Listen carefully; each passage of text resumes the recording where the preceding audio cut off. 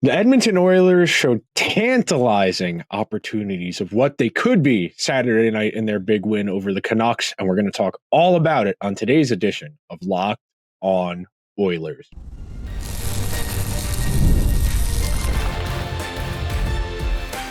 You are Locked On Oilers, your daily podcast on the Edmonton Oilers, part of the Locked On Podcast Network, your team every day. Hello, everyone, and welcome to today's Monday edition of Locked On Oilers. I am your host, Nick Zararis. I want to thank everyone who's making Locked On Oilers their first listen of the day. Locked On Oilers, a part of the Locked On Podcast Network, your team every day. And today's episode is brought to you by Gametime. Download the Gametime app, create an account, and use code LOCKEDONNHL for $20 off your first purchase. So, on today's show, we are going to talk about how opportunistic Saturday night was, what worked so well for the Oilers. On the first segment, we are going to tackle just the game itself. What worked for the Oilers that hasn't worked for the most part throughout the season. The second segment, we're going to talk about why McDavid gradually building himself back up after a 10-day absence is important and why it's going to take some time. And then in our final segment, we're going to take a big step back and we're going to look at this from a very simple perspective of what's replicable and what can we keep doing. So at the outset, going into last weekend, I won't say I was doomering the Oilers. I won't say I was ready to pronounce them dead or that they were in real trouble.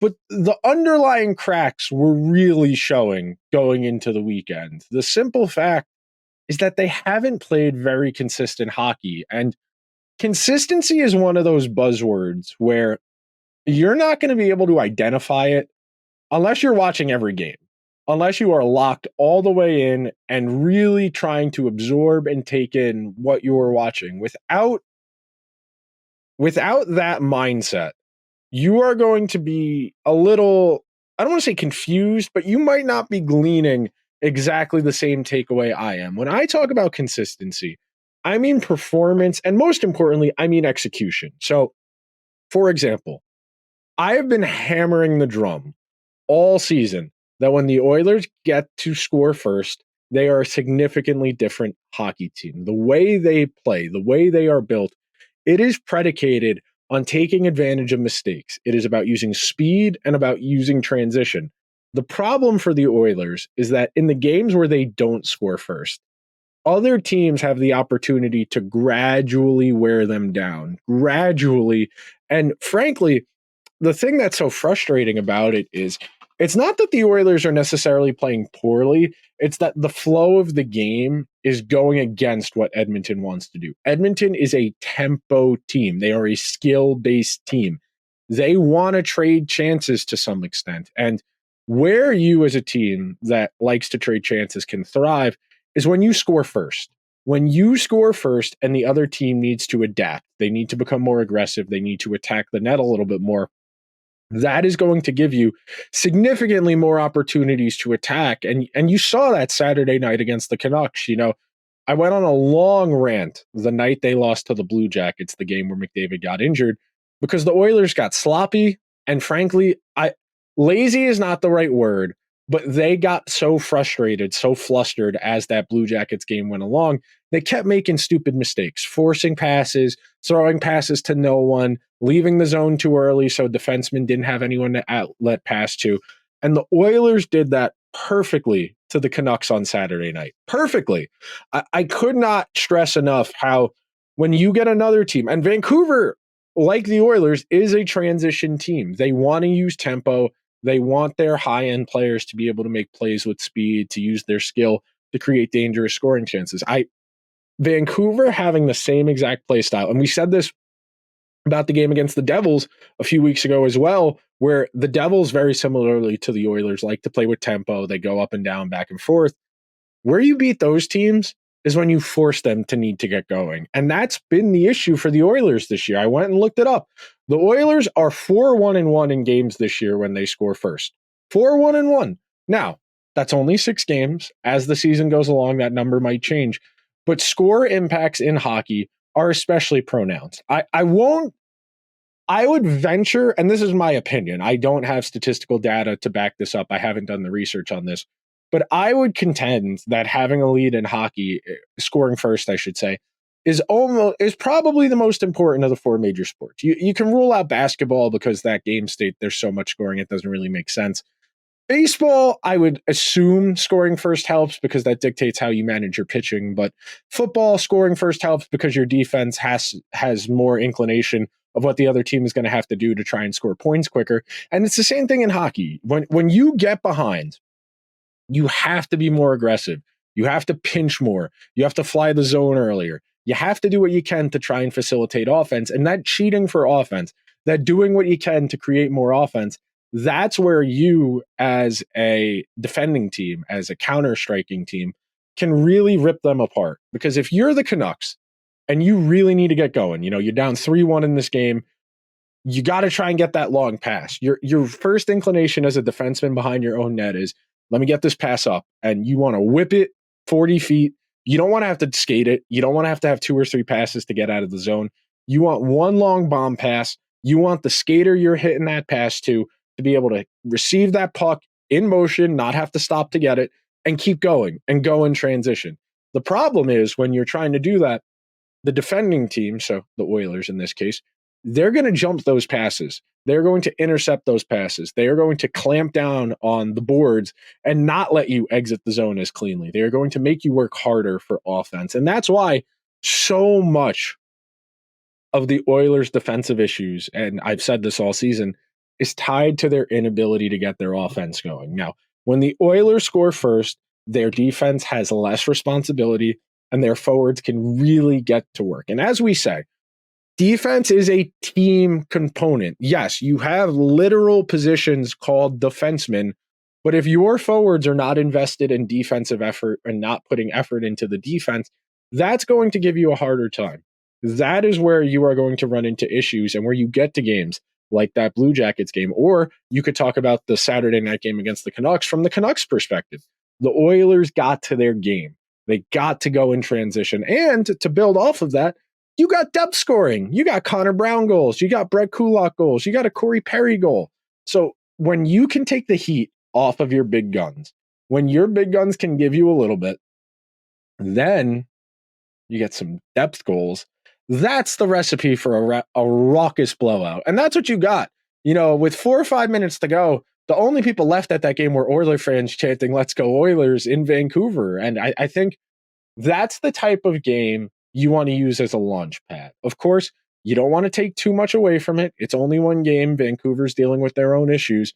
But when you're a team like the Oilers that is striving for consistency, trying to find your identity for the 2024-2025 season, figure out what you're going to be, who you're going to be, how you're going to be successful, those those opportunities to build, to try and figure out what's replicable, what's repeatable, what can we learn from this? Those are invaluable. And the win on Saturday was genuinely a really good win and something to feel good about. Now, it's only one game in a very long season, but that said, it is something to work with. There's a whole lot more here to work with than what we have seen in recent games. So the hope is that the Oilers can maintain that. So we're going to take our first break of today's edition of Locked On Oilers. And when we come back, we're going to peel back the curtain a little bit on McDavid's game against the Canucks. And we're going to see why it's important. And I'm going to explain to you that the ramping up process matters. And you don't want him to star power his way through this issue. Coming up after this quick break. Today's show is brought to you by our friends over at PrizePicks. With PrizePicks, you can win up to 100 times your money with as little as 4 correct picks. PrizePicks is the best way to get action on sports in over 30 states, including California, Florida, Georgia, and Texas. PrizePicks is the best place to get real money sports action. Join over 10 million users and sign up today. Sign up today and get $50 instantly when you play $5. You don't even need to win to receive the $50 bonus. It is guaranteed. If you opened the PrizePicks app, you could do whether or not Devin Achane is going to have more than 58.5 rushing yards, if Tua Tagovailoa is going to have more than 246.5 passing yards, or if Matthew Stafford is going to have more than 255.5 passing yards on Monday Night Football. Download the app today and use code LOCKEDONNHL to get $50 instantly after you play your first $5 lineup. Remember, download the app today and use code LOCKEDONNHL to get $50 instantly after you play your first $5 lineup. PrizePicks, run your game. Today's show is also brought to you by our friends over at Gametime. Right now, Gametime is having an exclusive zone deal for the NHL Winter Classic event at Wrigley Field. Go to the Gametime app to purchase tickets and get 10% off bleacher seating and 20 to 25% off home plate area seats. Gametime has the best features in the ticket buying experience, the panoramic view from your seat in the app before you buy, the lowest price guarantee, or Gametime will credit you 110% of the difference, and Gametime ticket coverage, where your purchase is covered with the most flexible customer service policy in the ticketing industry. So take the guesswork out of buying tickets with Gametime. Download the Gametime app, create an account, and use code LOCKEDONNHL for $20 off your first purchase. Terms apply. Again, create an account and redeem code LOCKEDONNHL for $20 off. Download Gametime today. What time is it? Gametime. Thank you to everyone who is hanging out on this Monday edition of Locked On Oilers, where we are unpacking the Oilers' big win over the Canucks on Saturday night. And look, Connor McDavid is a singular force in the sport. There are other elite players. You know, Nathan McKinnon is tremendous. Austin Matthews, he's off to a bit of a slow start right now, but is a very gifted hockey player. But Connor McDavid is a singular force. Connor McDavid is so special and so gifted that he has his own orbit. He is so good at professional hockey that the Oilers are going to do whatever it takes to optimize this team around him. That means making Draisaitl the highest paid player in the league. That means finding supporting castmates like a Jeff Skinner, like a Victor Arvidsson, who are going to take a little bit less for the opportunity to play with him in Draisaitl. And it has been a long and winding road for the Oilers to get here. The Oilers entered this season with sky-high expectations because last year's playoff run was proof of concept. And you've heard me use that term a few times, the elevator pitch, the proof of concept, what have you. But the Oilers' singular opportunity to feature two of the 7 or 8 best players in the entire world on 2 separate lines throughout an entire season and a postseason is really unique. And it happens from time to time. You know, last decade, you had Crosby and Malkin. They didn't play on the same line, very much the same way that Draisaitl and McDavid don't for most of the time. But this is a very uncommon feature. Not many teams are able to do this. It is a testament to just how dire things were last decade that the Oilers were able to draft both of these guys in a short window and slowly bring them along. But now sitting here, 2024, 2025, we're going on McDavid's 10th NHL season, and the Oilers are going to need to manage him. And this is really a sensitive inflection point in hockey culture. I got into a very, very tumultuous argument over the weekend about Shea Weber anecdotally revealing that he was playing with a broken foot, a torn groin, broken ribs. And he had basically said, yeah, I covered myself in tape head to toe. I looked like a mummy. And I took that as, well, he hasn't played professional hockey since then. And I understand the hyper-competitive nature of being a professional athlete from the outside looking in. I understand that as a Shea Weber, as a Connor McDavid, you feel obligated to play if you feel like you can play. And short of missing a limb, short of extreme injury like a broken bone or in certain areas, torn muscles, torn tendons, torn ligaments, what have you, these guys are going to play. And the early reports for McDavid and his lower body injury were 2 to 3 weeks. And he got back in 10 days. A little bit short side, but I'm going to feel comfortable saying, going out on a limb, saying McDavid's probably not 100%, but he felt that with the state his team was in, the results they'd been having, he needed to get out there. He needed to play. And it is a delicate, fine line to walk. And I want to expand on that from a organizational perspective, because one of the talking points coming into the preseason and going into the regular season was, how are the Oilers going to manage McDavid and Draisaitl's ice time this year? Were they going to make a more conscious effort to limit their ice time so that they would be fresher come the playoffs, a load management style idea? And Saturday night, the Oilers did manage McDavid's workload, only 15 some odd minutes at even strength, 19 overall minutes total, all situations, including some power play time. Of course, he doesn't kill penalties. But that 19-ish minutes is about a minute 20 less than he had played on average last season. And I understand.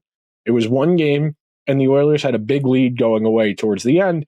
So the Oilers didn't feel the need to get McDavid right back out there. And I do think in the long run, it will benefit the Oilers if they can manage McDavid and Draisaitl's minutes a bit more stringently. You want those guys as fresh as possible for the most important situations. Now, right now, with the state the team is in, where their record is, they're sitting, I believe it's 1 point out of a playoff spot, if my memory serves me correctly. But at this point in the season, you should not be worrying about, well, I need to win this game. And look, of course, every game is important.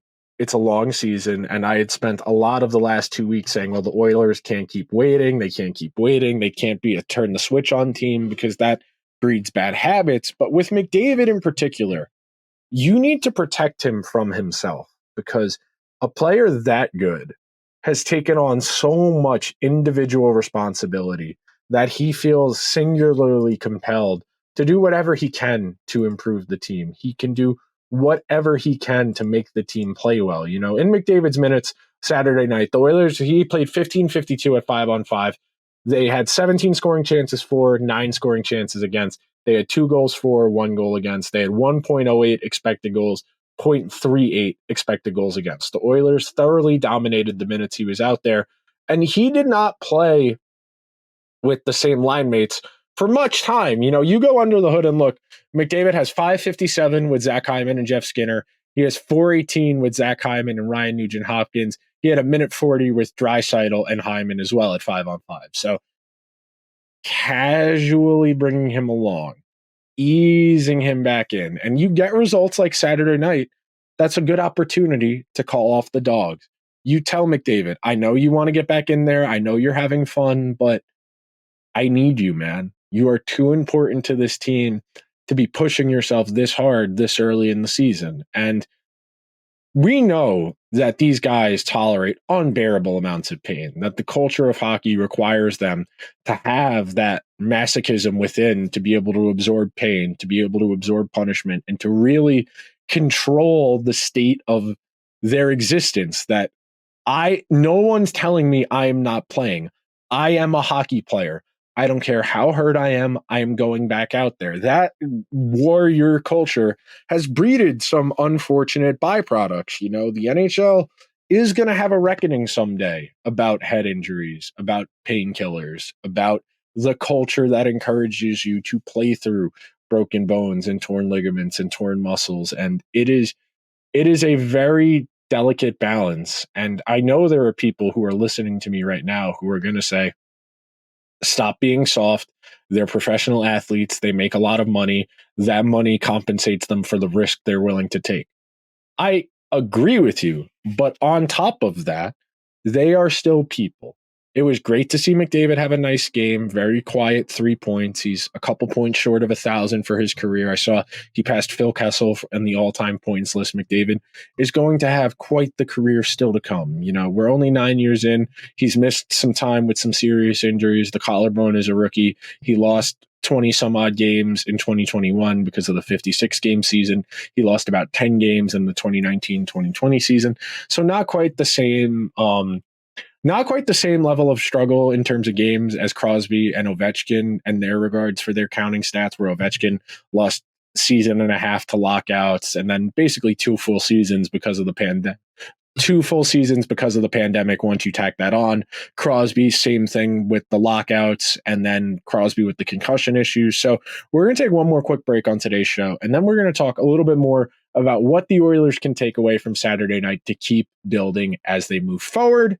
Coming up next.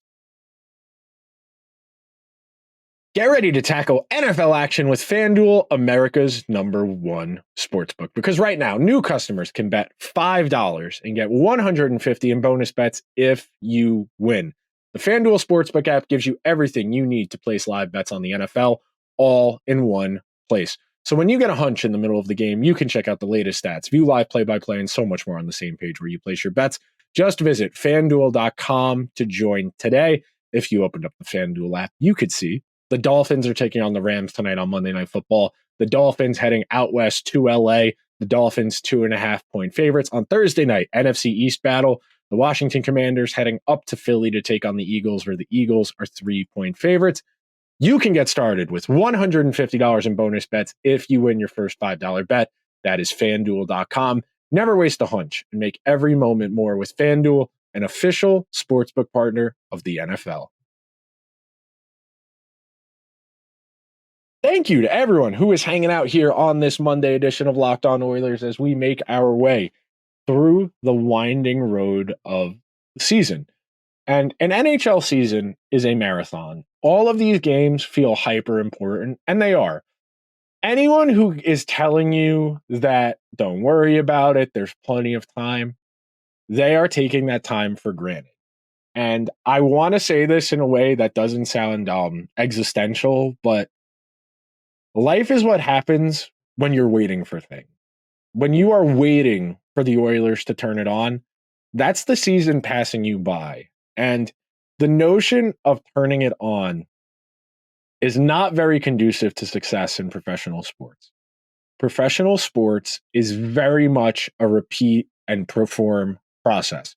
It is a trial and error process. You are only going to get better by playing, by making mistakes, by correcting those mistakes. You cannot, and good practice at least, say, well, it's okay, we're better than this, we'll figure it out, because that type of attitude breeds entitlement. And teams that feel entitled to good seasons don't end up having good seasons. And I hate to use football again as a comparison, but it's too early in the hockey season to have that. Maybe if you want to say the Nashville Predators and the offseason they felt entitled to being a good team and the pieces haven't fit and it's not working out well for them. But over in football, the New York Jets have spent the better part of the last 2 years with Aaron Rodgers and saying, we'll be fine. We're a talented team. We've got Aaron Rodgers. We'll trade for Devontae Adams. We've got this great defense. And it has not worked because the Jets feel entitled to good results. And when you don't have consistent performances, you are not going to be able to put together that talent. You know, talent is great. You build a roster based on talent. But if that talent doesn't execute, it is not talent. You know, I hate to use that word, but like, if you have a team of great players and you don't perform well, it doesn't matter that you have a team of great players. And right now, the Oilers are in the middle.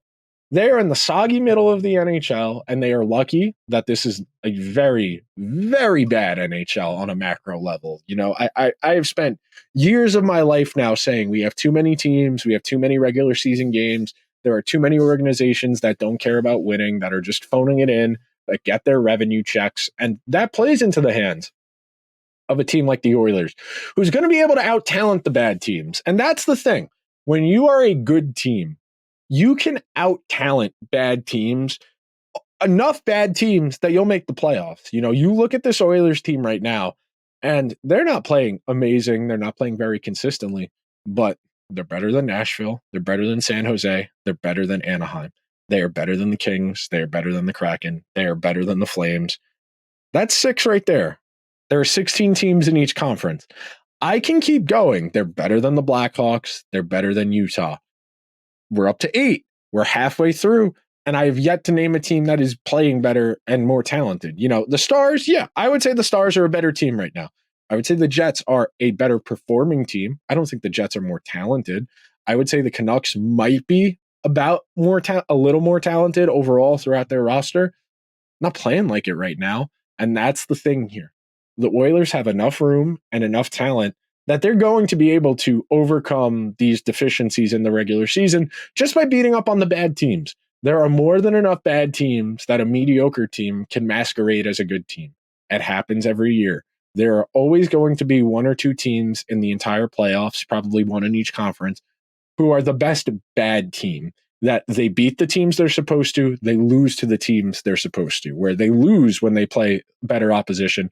But I want to expand on this a little bit more and wrap up tying it back to the Oilers. What worked for you Saturday night was a team effort, a relentless commitment to attacking and building and pass shot. The more the Oilers have had to work historically, the less efficient their offense is. They are not a cycle team. They are not a high to low, dump, forecheck cycle team. They don't have the personnel for that. If the Oilers get into those types of games, they've typically struggled. That was ultimately, in my opinion, why they lost the Stanley Cup final, that they could not maintain enough zone time. They got cycled in their own end. Their defense wore down from having to play so much defense, and over time, that begins to crack. The Oilers are a supremely talented hockey team. We know they need to add more pieces. We know they're a defenseman short, if not two defensemen short. We know right now that the forward group has still yet to find its optimum configuration. As much as I personally like Podkolzin and Arvidsson playing with Draisaitl, there's definitely some work to be done for the other three lines, and that might include breaking up that Draisaitl, Podkolzin, and Arvidsson line to mitigate whatever perceived issues those other lines are having. If Darnell Nurse continues to get outchanced every single night, I would be more inclined to try Bouchard with Nurse in the hopes that if we mitigate and divide up the risk throughout our lineup a little more evenly, even if we concede a bit less, we generate a bit less offensively, that's fine if we concede less defensively. So there's a lot to unpack, and we are still very much in the early stages. It is only November 11th.